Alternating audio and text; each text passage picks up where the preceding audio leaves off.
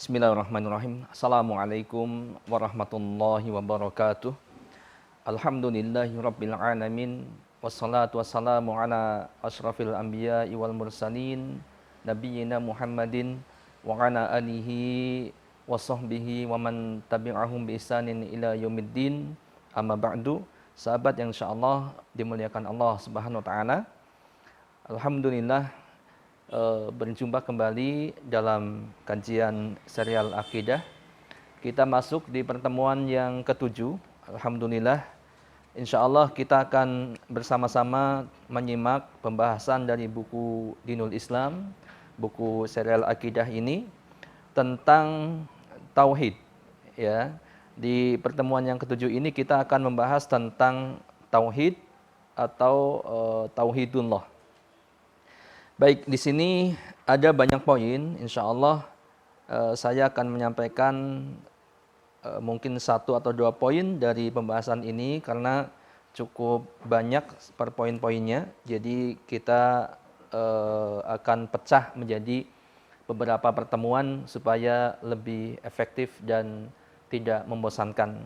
Nah, untuk sahabat yang barangkali baru bergabung di kajian serial akidah ini, untuk menyimak kajian yang sebelum-sebelumnya atau di pertemuan 1 sampai 6, silakan sahabat bisa searching atau bisa cari di channel LC Media ini ya.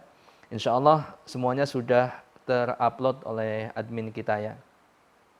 Baik sahabat yang insya Allah dimuliakan Allah Subhanahu wa taala, di poin yang pertama di sini dikatakan atau disampaikan tentang definisi tauhid ya. At-tauhid secara bahasa berarti pengesaan.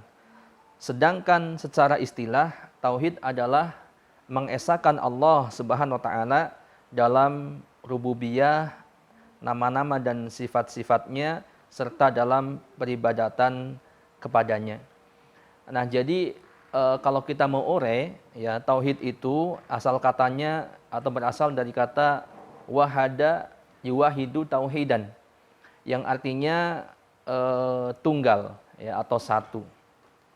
Nah, sedangkan maka secara bahasa tauhid itu berarti ja'lus syai' wahidan awil ifrad, yaitu menjadikan sesuatu tunggal ya, atau mengesahkan atau esa gitu ya, yang dimaksud mengesahkan Allah Subhanahu wa taala.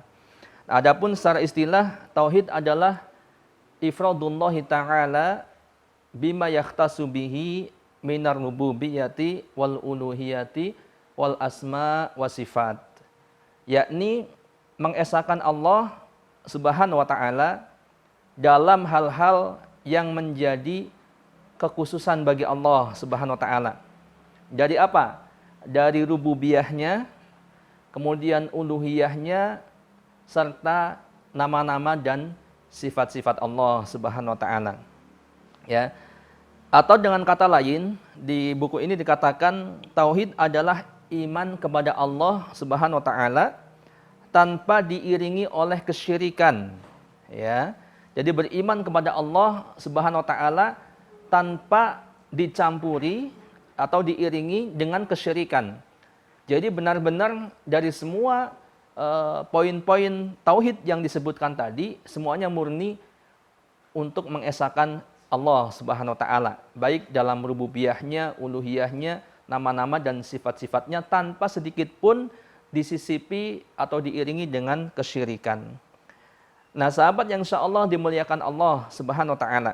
Ya, nanti kita akan jelaskan tentang tauhid dari sisi rububiyah, uluhiyah, asma dan sifat Allah Subhanahu wa taala insyaallah di pertemuan yang mendatang. Nah, kemudian sahabat, keagungan tauhid ini dapat kita selami dengan mengetahui keburukan lawannya ya, yaitu syirik. Jadi sesuatu itu akan bisa dilihat ya, di antaranya kalau kita bandingkan dengan lawannya. Ya. Maka pun demikian dengan tauhid. Tauhid itu akan bisa kelihatan betapa agungnya tauhid di dalam Islam ketika kita melihat atau menyelami keburukan daripada lawan tauhid, yaitu apa? Syirik. Ya, syirik atau menduakan Allah Subhanahu wa taala. menjadikan sesuatu tandingan bagi Allah Subhanahu wa taala. Begitu ya. Nah, ini maka disebutkan dalam banyak ayat Al-Qur'an tentang keburukan bahaya syirik kepada Allah Subhanahu wa taala. Ya, yang ini berarti di sebalik daripada keburukan syirik ada kemuliaan tauhid, ya. Karena ketika seorang berbuat syirik berarti dia tidak bertauhid. Atau ketika seorang tidak berbuat syirik, maka dia bertauhid. Dia mendapatkan kemuliaan yang sangat besar. Nah, di antara bahaya syirik atau keburukan syirik, ini bisa kita lihat dalam surat Luqman ayat yang ke-13. Ini sahabat yang berbahagia, surat Luqman itu surat yang ke-31. Nanti sahabat bisa dilihat atau bisa dicatat, kemudian nanti bisa dilihat ya. Surat Luqman ayat yang ke-13. Allah berfirman, "A'udzu billahi minasyaitonir rajim. Wa id qala Luqmanu libnihi wa huwa ya'idhuhu ya bunayya la tusyrik billah. Inna syirka la dzulmun 'adzim." Tatkala Luqman berkata kepada anaknya seraya memberikan nasihat kepadanya, "Ya bunayya, wahai anakku, la tusyrik billah. Janganlah engkau mempersekutukan Allah. Inna syirka la dzulmun 'adzim." Sesungguhnya syirik itu adalah kezaliman yang amat besar. Nah, ini sahabat yang berbahagia. Ini di antara nasihat Luqman. Ya, Luqman itu adalah salah satu hamba Allah yang saleh, yang mempunyai keutamaan sehingga nasihatnya pun diabadikan oleh Allah Subhanahu wa taala di dalam Al-Qur'an ini. Ya. Nasihat pertama atau nasihat utama yang diberikan Luqman kepada anaknya adalah tauhid. Ya, agar tidak berbuat syirik kepada Allah Subhanahu wa taala. Pun demikian sahabat, kalau kelak kita punya anak atau sahabat punya anak, bahkan sekarang mungkin sahabat LC sudah ada yang punya anak, ya, baik laki maupun perempuan, tanamkan pada diri mereka la tusyrik billah. Jangan engkau berbuat syirik kepada Allah. Kenapa? Inna syirka la dzulmun 'adzim. Karena syirik itu adalah kezaliman yang teramat besar. Jadi syirik adalah kezaliman yang sangat besar. Sehingga sebaliknya, kalau orang tidak berbuat syirik atau seorang mentauhidkan Allah, maka ini adalah suatu kedudukan yang sangat agung di sisi Allah Subhanahu wa taala di dalam Islam. Nah, ini sahabat yang berbahagia. Kemudian yang kedua dalam surat An-Nisa ayat 48. Surat yang keempat, sahabat bisa dilihat bersama, silahkan. Allah berfirman, "Innallaha la yaghfiru ayyushraka bih wa yaghfiru ma duna dzalika liman yasha wa may yusyrik billah faqad iftara itsman 'azima." Sesungguhnya Allah tidak akan mengampuni dosa syirik. Innallaha la yaghfiru ayyushraka bihi. Allah tidak akan mengampuni dosa syirik. Ya. Ini maksudnya ketika orang yang berbuat syirik itu kemudian mati dalam keadaan membawa kesyirikannya. Ya, kalau dia bertobat sebelum mati, maka Allah insya Allah ampuni dosa syiriknya itu. Allah tidak akan mengampuni dosa syirik dan Allah mengampuni dosa selain syirik. Apapun dosa itu, sebesar apapun, sebanyak apapun, kalau bukan syirik, ya meskipun dia mati membawa dosa itu, maka ini ada kemungkinan Allah Subhanahu wa taala akan ampuni dosa-dosanya. Akan tetapi tidak bagi syirik. Bagi dosa syirik Allah tidak akan ampuni. Ya, ini menunjukkan bahwa syirik itu adalah perbuatan yang sangat kezaliman yang sangat luar biasa. Sampai-sampai Allah berjanji tidak akan mengampuni orang-orang yang berbuat syirik kepada Allah Subhanahu wa taala. Ya. Kemudian Allah melanjutkan, wa may yusyrik billah faqad iftara itsman 'adzima. Barang siapa yang mempersekutukan Allah, maka sungguh dia telah berbuat dosa yang teramat besar. Nah, ini sahabat yang insya Allah dimuliakan Allah Subhanahu wa taala. Tauhid mempunyai kedudukan yang sangat agung. Melihat bagaimana syirik disebutkan ya ancamannya di dalam surat An-Nisa ayat 48 ini. Selanjutnya sahabat yang berbahagia, ya, kemudian dalam surat Az-Zumar ayat 65. Surat Az-Zumar surat yang ke-39. Silakan sahabat bisa disimak. Walaqad uhiya ilaika wa ilal ladzina min qablika la in asyrakta la yahbatanna 'amaluka wala takunanna minal khasirin. Sesungguhnya telah diwahyukan kepadamu, pada Nabi Muhammad SAW, dan pada orang-orang sebelummu, yaitu kepada para nabi yang sebelumnya. Apa wahyunya? Apa yang diwahyukan Allah kepada Nabi Muhammad dan kepada nabi-nabi sebelumnya? Ya, Allah katakan, la in asyrakta la yahbatanna amaluka. Jika engkau berbuat syirik, maka hancurlah amalan-amalanmu atau amalan-amalan engkau. Wala takunanna minal khasirin, dan engkau termasuk orang-orang yang merugi, sahabat yang berbahagia. Ini Rasulullah SAW dan para nabi yang sebelumnya pun demikian di warning oleh Allah Subhanahu wa taala, ya, diberikan peringatan, ya. Kalau engkau, ini Rasulullah yang diperingatkan. Bagaimana dengan kita, orang yang tidak mempunyai kedudukan seistimewa Rasulullah dan para nabi yang lainnya? Ya, dikatakan la in asyrakta la yahbatanna amaluka. Kalau engkau berbuat syirik kepada Allah, sungguh putus, ya, hancur semua amal-amalanmu.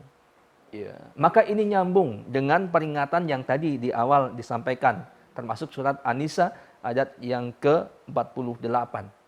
Ya, bahwa Allah tidak mengampuni dosa syirik dan dia termasuk orang yang berbuat dosa yang sangat besar. Dan orang yang berbuat syirik ini semua amalnya nggak berguna. Sebesar apapun dia beramal, ya, sehebat apapun dia memberikan sedekahnya misalkan, ya, sehebat apapun dia salat sampai sekian ribu rakaat, bahkan mungkin jutaan rakaat, miliaran rakaat, ya, sedekah, membangun masjid di mana-mana. Akan tetapi ketika dia berbuat syirik kepada Allah dan sampai mati dia tidak bertaubat, maka semua amal itu tak ada gunanya. Ya, haba'an mansura, bagaikan debu yang berterbangan, gak ada bekasnya, sahabat yang berbahagia. Maka ini menunjukkan keagungan tauhid sangat luar biasa. Sahabat yang insyaallah dimuliakan Allah Subhanahu wa taala. Kemudian yang selanjutnya di sini dinukilkan sebuah hadis qudsi. Nah, ini sahabat yang berbahagia, hadis qudsi itu adalah firman Allah yang tidak tercantum atau tidak termasuk di dalam Al-Qur'an. Akan tetapi ini adalah firman Allah Subhanahu wa taala. Ya. Allah berfirman, "Man laqiyani bi qurabil ardi khati'atan la yusyrik bi syai'an laqituhu bi qurabiha maghfirah."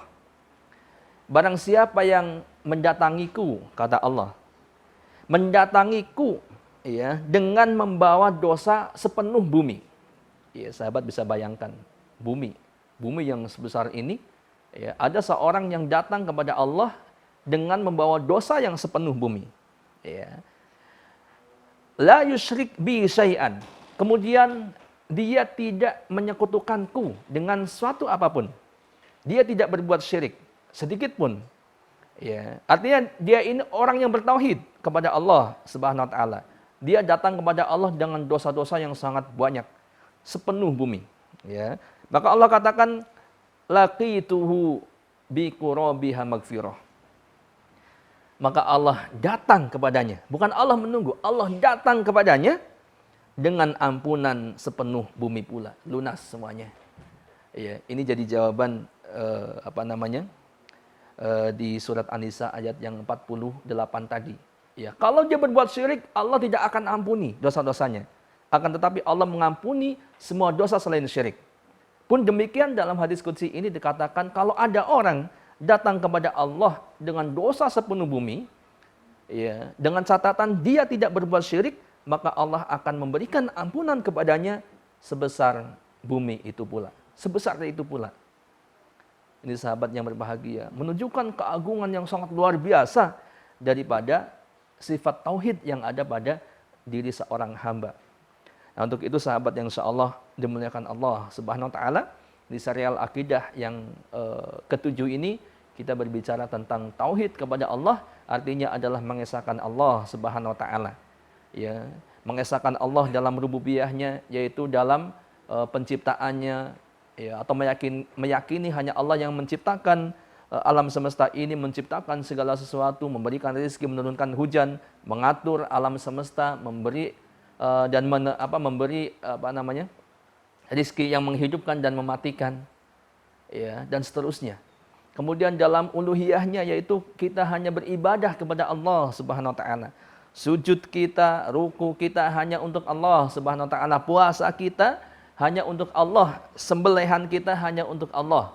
Ya, kita tidak beribadah kepada siapapun selain hanya kepada Allah Subhanahu wa taala. Kita tidak memberikan sesajen kepada pohon besar, kita tidak memberikan sesajen kepada kuburan keramat, kita tidak memberikan sesajen kepada bangunan-bangunan tertentu dan yang lainnya, termasuk kepada laut, kepada bumi dan seterusnya. Ya, kemudian kita tidak berdoa kepada selain Allah, ya, baik kepada malaikat, kepada orang yang sudah mati, ya. Kemudian kepada apalagi kepada pohon-pohon dan seterusnya. Kita tidak menggunakan jimat-jimat untuk untuk menjaga diri kita, untuk penglaris usaha kita, untuk memperlancar rezeki kita dan seterusnya. Ya, maka ini tauhid, termasuk mentauhidkan Allah dalam nama-nama dan sifat-sifatnya, yaitu kita meyakini hanya Allah Subhanahu wa taala saja yang mempunyai nama-nama dan sifat-sifat yang maha sempurna, yang tidak ada kelemahan di dalamnya sedikit pun. Nah, sahabat yang insyaallah dimuliakan Allah Subhanahu wa taala, kalau kita sudah demikian, maka kita akan dijanjikan surga oleh Allah Subhanahu wa taala. Ya, seperti tadi. Ya, pokoknya kalau tidak berbuat syirik, insyaallah kita pasti akan masuk surga. Namun demikian Rasulullah SAW bersabda dalam hadisnya, di sini hadis riwayat Bukhari dan Muslim, kemudian juga diriwayatkan oleh Tirmizi dan Ahmad. Kita simak bersama. Beliau bersabda, "Man syahida alla ilaha illallah wahdahu la syarikalah wa anna Muhammadan abduhu wa rasuluh wa anna Isa abdullah wa rasuluh wa kalimatuhu alqaha ila Maryam wa ruhum minhu wal jannatu haqqun wan naru haqqun adkhalahu Allahul jannah ala ma kana min amalin." Barang siapa yang bersaksi bahwa tidak ada ilah yang berhak diibadahi selain Allah yang Maha Esa, dan bahwa Muhammad, ya Nabi Muhammad adalah hamba dan utusan Allah dan Rasul Allah. Kemudian bersaksi pula bahwa Isa alaihissalam adalah hamba dan Rasulnya, ya, serta kalimat Allah, kalimatnya yang dihembuskan kepada Maryam, dan Isa adalah ruh di antara ruh-ruh yang Allah ciptakan. Kemudian dia juga bersaksi bahwa surga itu benar, ya, neraka itu benar, ya. Maka maksudnya surga itu hak, ya, benar adanya. Pun demikian neraka itu hak, ya, benar keadaannya. Maka Allah akan memasukkannya ke dalam surga dengan betapapun amal yang telah diperbuatnya. Terserah mau amalnya seperti apa. Kalau kita tidak berbuat syirik, ya, bahkan sampai ditegaskan, ya, ini menunjukkan bahwa ini di sini ada penyimpangan, yaitu terkait dengan Nabi Isa alaihissalam. Ya, di sebagian orang menjadikan Nabi Isa alaihissalam sebagai Tuhan. Sehingga di sini pun dijelaskan bahwa barang siapa yang bersaksi di antaranya bahwa Isa alaihissalam adalah Rasul Allah dan hambanya. Ya, Rasul dan hamba Allah. Jadi bukan Tuhan, bukan pula anak Tuhan. Ya, siapa yang bersaksi demikian, bersaksi bahwa Nabi Isa itu adalah Rasul Allah dan hamba Allah, serta kalimat yang Allah tiupkan kepada Maryam, dan ruh di antara ruh-ruh yang Allah ciptakan, ya, pun demikian bersaksi dengan yang lainnya, surga neraka hak, maka Allah akan menjanjikan kita surga betapapun amal kita. Maksudnya serombeng apapun amal kita, kalau tauhid kita benar, maka Allah akan berikan kesempatan kita untuk mencicipi keindahan surga. Ya, akan dimasukkan ke dalam surga maksudnya. Sahabat yang insyaallah dimuliakan Allah Subhanahu wa taala, ya, demikian sekilas muqaddimah daripada pembahasan tauhid. Ya, insyaallah kita akan lanjutkan di pertemuan yang selanjutnya, ada tentang pembagian tauhid, ya, menjadi 3 bagian, ada tauhid rububiyah, asma wa sifat, dan tauhid uluhiyah. Yang nanti akan saya sampaikan, saya akan jelaskan kenapa perlu ada pembagian dan sebagainya. Jadi untuk pertemuan di pertemuan yang ke-7 ini, saya rasa sementara cukup, dan mudah-mudahan ini menjadi satu masukan yang berharga buat teman-teman dan sahabat semuanya, bahwa kita harus mentauhidkan Allah Subhanahu wa taala dari segala sisinya. Ya, jangan sampai kita terjatuh pada perbuatan syirik. Insya Allah di pertemuan yang akan datang kita akan sampaikan bagaimana contoh-contohnya ya perbuatan syirik yang biasa dilakukan di masyarakat atau yang biasa dilakukan oleh orang-orang. Dan tadi juga sudah disebutkan, mudah-mudahan kita paham, dan jangan lupa tentunya belajar bukan hanya di sini, sehingga kita lebih paham lagi apa-apa yang termasuk ke dalam perbuatan syirik ya, dan semoga Allah menjauhkan kita dari hal-hal yang demikian. Wallahu a'lam bishawab. Wassallallahu ala nabiyyina Muhammadin wa ala alihi washabbihi ajma'in. Subhanakallahumma bihamdika asyhadu an la ilaha illa anta astaghfiruka wa atubu ilaik. Assalamualaikum warahmatullahi wabarakatuh.